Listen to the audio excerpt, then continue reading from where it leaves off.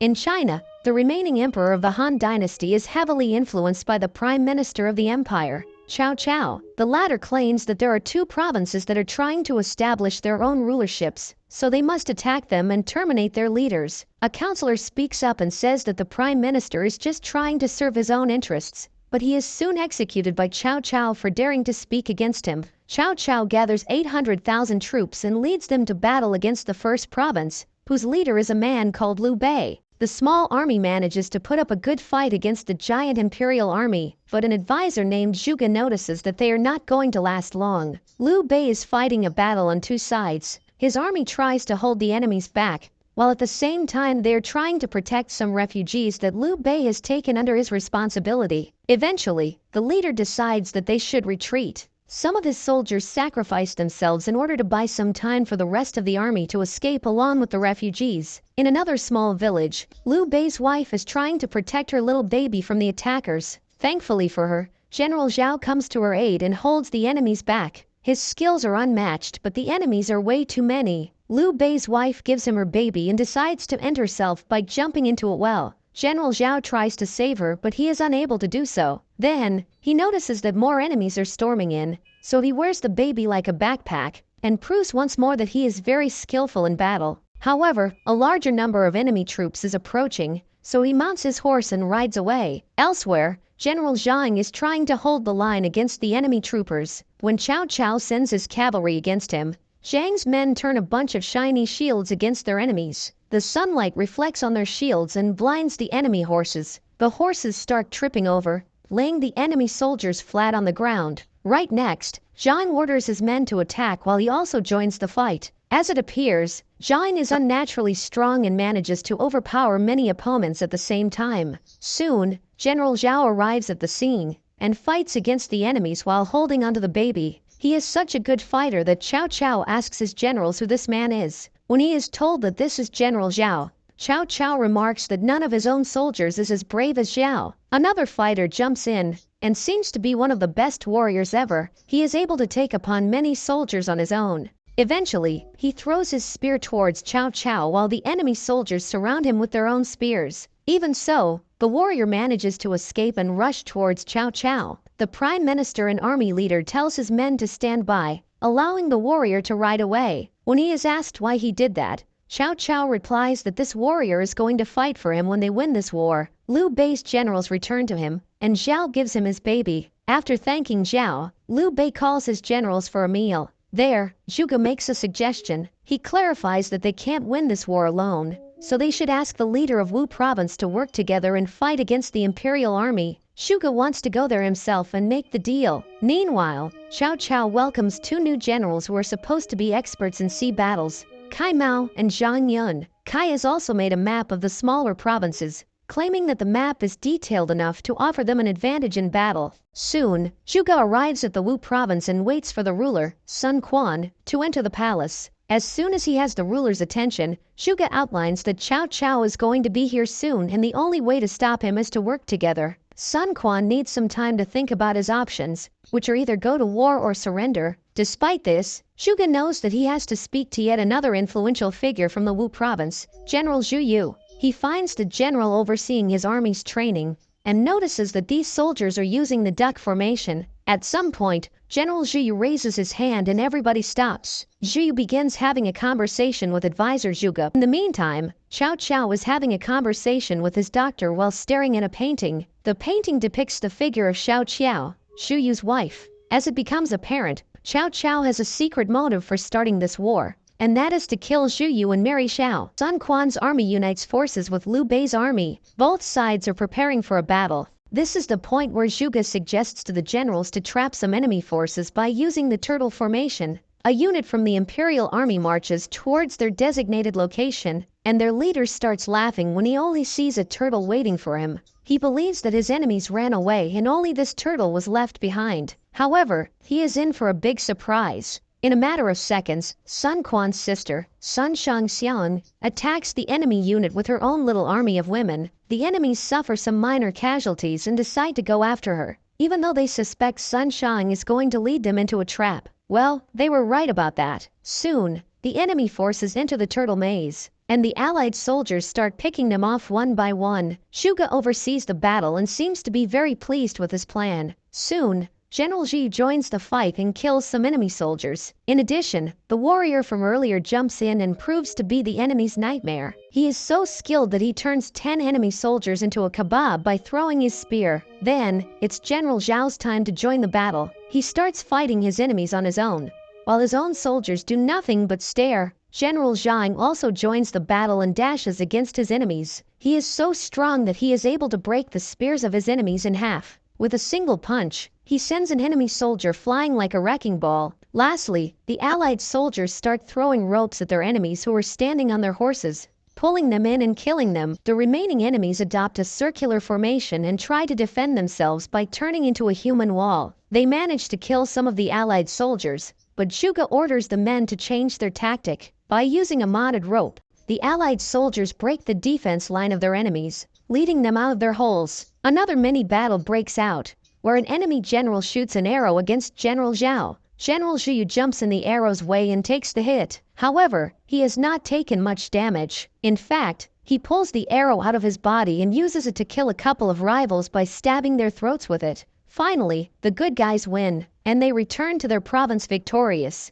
Cao Cao receives the news, but he is not much worried since his army is huge. Back in the Wu province, Zhuge does not celebrate much because he knows that Cao Cao is going to send his ships soon. He believes that the Prime Minister actually tested them by sending a small military unit to fight them. The next day, Zhuge sends a pigeon to spy on the enemy camp, where Cao Cao has set up a series of Kuju games to raise his army's morale. This battle is not yet finished. The small provinces have managed to put up a good fight against the imperial army and their fierce leader. On the other hand, the Prime Minister is dedicated to getting what he wants, so he will not give up that easily. Despite the battles they won, Advisor Zhuge and General Zhou know that Cao Cao is going to attack them with his fleet. Zhuge has an idea on how to get the upper hand in battle, an idea that only a few are aware of. Zhuge sends a messenger pigeon to Cao Cao's camp to meet with the spy that has infiltrated the imperial territory. That spy is none other than Sun Xiang. She is watching a Kuju game, which is the Chinese equivalent of modern soccer. Sun Xiang helps a good player retrieve the ball and perform his tricks.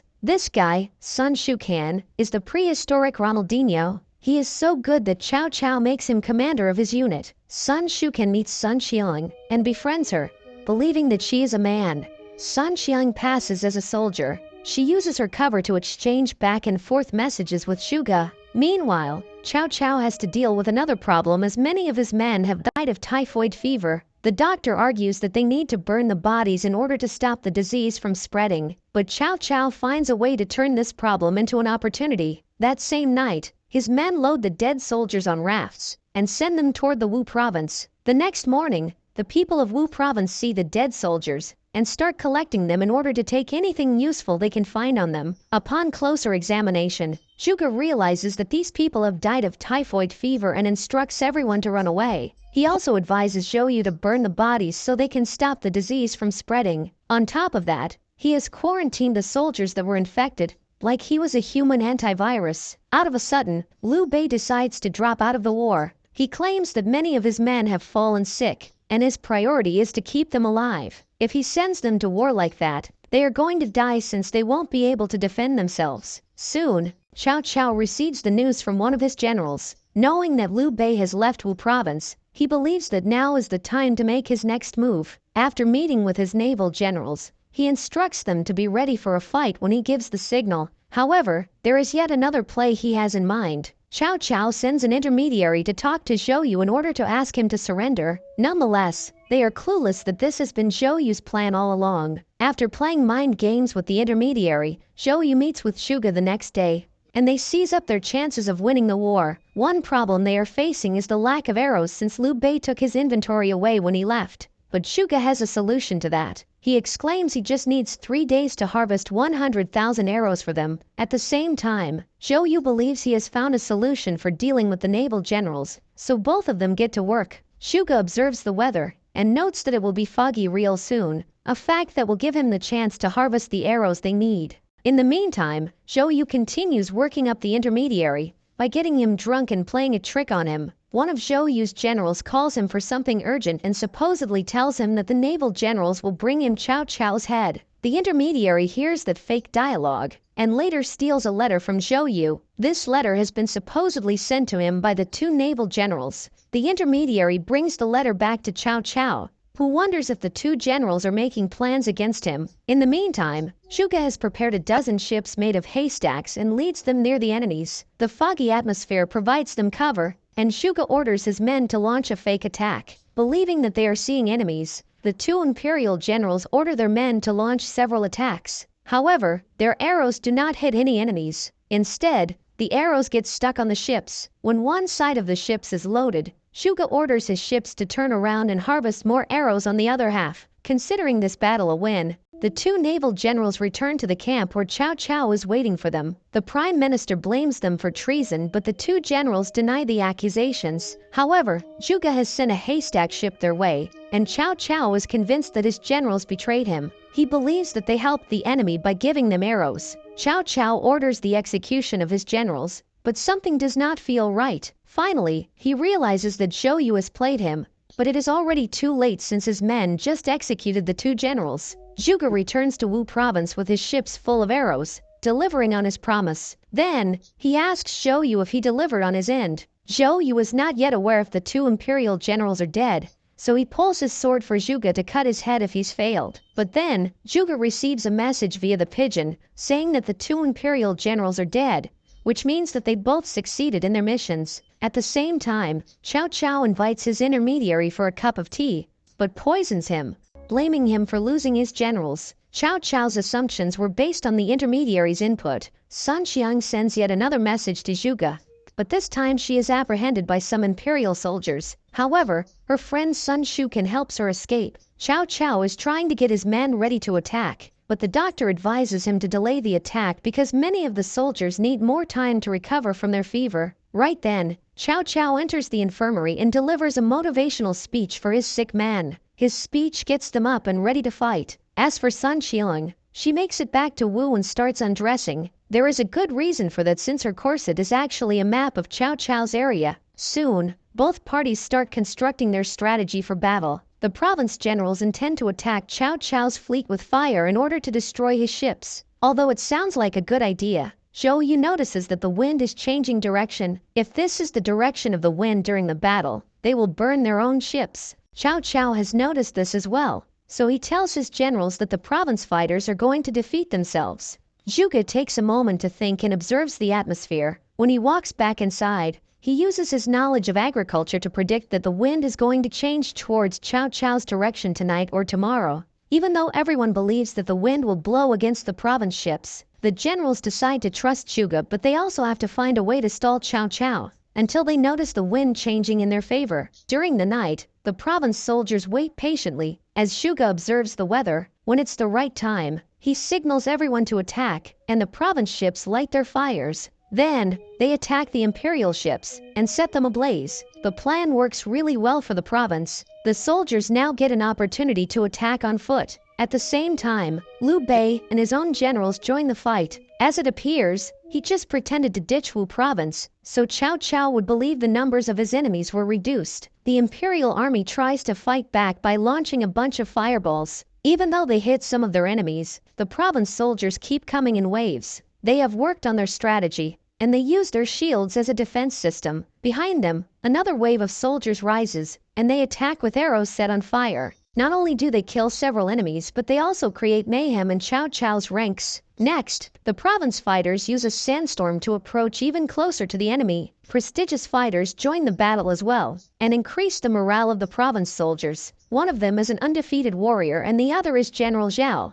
both of them taking out a large number of enemies on their own. Soon, all the province fighters are inside the enemy territory, but most of the enemies have already been killed. Despite this, Cao Cao still manages to hold Zhou Yu at sword point, also having one of his generals behind his rival. The good guys gather around him, and Sun Quan aims at him with his bow, but they don't dare to make a move as another imperial general is holding Xiao Qiao. Cao Cao delivers his final bad guy speech by saying that he is the winner of this war. Then, he orders his general to throw Xiao off the wooden tower. Thankfully, General Zhao has sneaked up behind him and grabs a hold of Xiao. Sun Quan launches an arrow that grazes the top of Cao Cao's head and cuts his top knob loose. While the rest of the generals take care of the remaining imperial generals, Cao Cao is defeated, but Zhou Yu allows him to live.